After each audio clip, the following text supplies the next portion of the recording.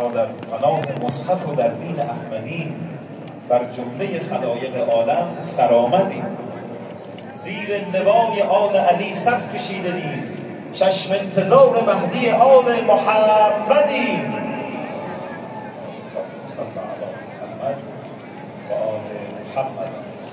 خب من از اتاق فرمان میخوام که ما چقدر وقت داریم استاد عزیز و مرتضی آقای معصومی.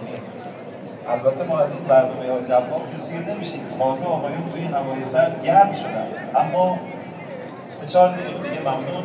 السلام علیک یا صاحب الزمان، مسجد مقدس جمکران. این دوستان همراهانشون کنجان نشستن مظلومانه، این جوانای برومند، عزیزانی که فیلم برداری میکنن، همه ازشون قدردانی بکنیم، یه خدا قوت جانانه بهشون بگیم، بازم با ذکر صلوات بر محمد و آل محمد. صلی علی محمد و آل محمد.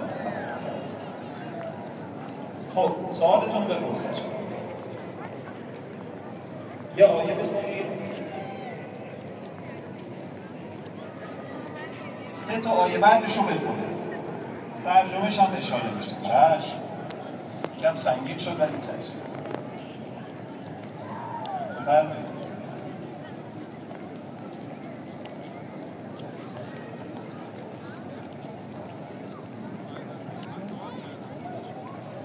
وقاتلوا في سبيل الله.